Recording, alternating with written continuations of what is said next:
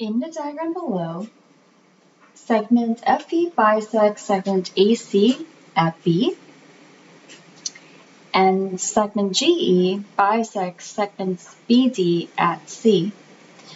Okay, so let's take a look at this diagram and try to see what the statement is trying to tell us. So remember, we have a segment bisector, right? And we also have a segment that's being bisected. So the segment that's being bisected, in this case segment AC, is the segment that's being cut in half. At B over here, I'm going to draw 2 tick marks to indicate that segment AC is being cut into 2 concurrent segments at B. So segment AB is now congruent to segment CB. So again, we are focusing on the second part of the statement here, segment FE bisects segment AC at B. And we are cutting this segment in 2 congruent parts. Next here we have segment GE bisects segment BD, so BD is right here, at C. So segment GE is the segment bisector. It's a segment that is cutting segment BD into 2 equal parts. So BD is right here. It's cutting this entire segment into 2 congruent parts at C right here.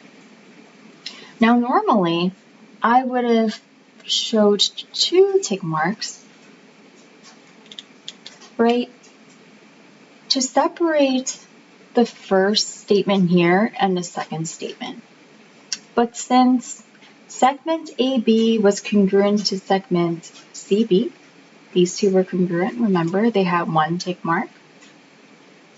And now I'm saying segment BC is also congruent to segment DC. That means that all 3 of these segments are congruent.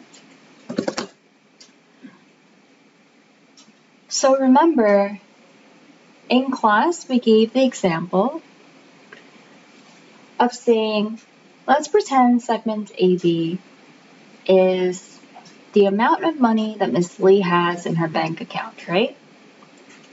If that amount is the same as segment BC, which maybe represents the amount of money that Miss Cap has in her bank account, and now we know that Miss Cap's bank account money is the same amount as maybe Miss Geis's bank account money in segment CD, then that really means that Miss Lee's bank account money is the same as Miss Geis's bank account money.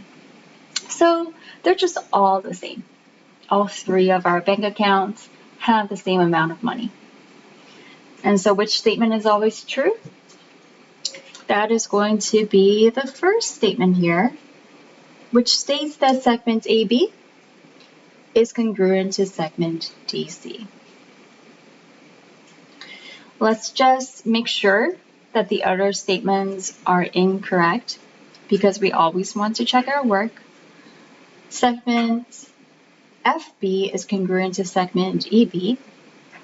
That is answer choice number 2. Well, let's take a look at that. Do we know that these 2 segments right here are congruent?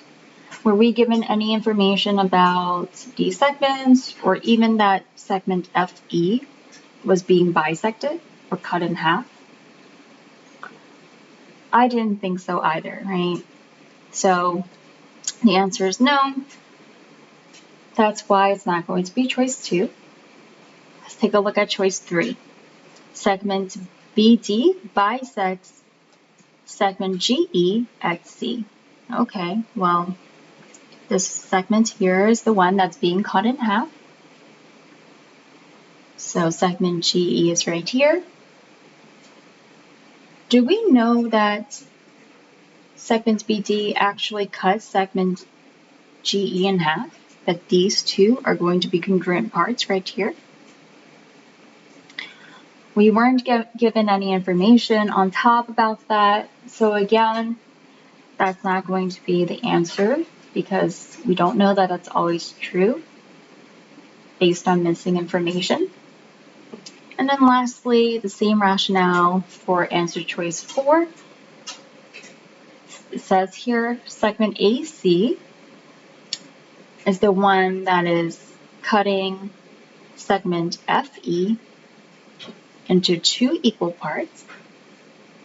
So this is kind of running, segment AC is kind of running through segment FE and creating two congruent parts here, right?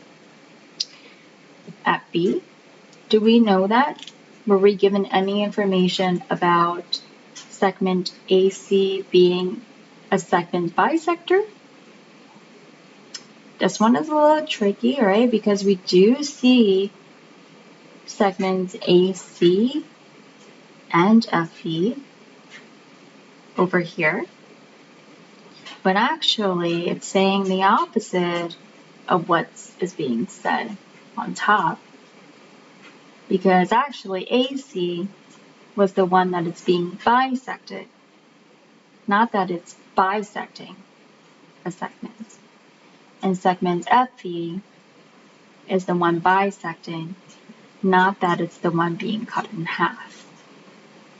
So answer choice 4 is also not true.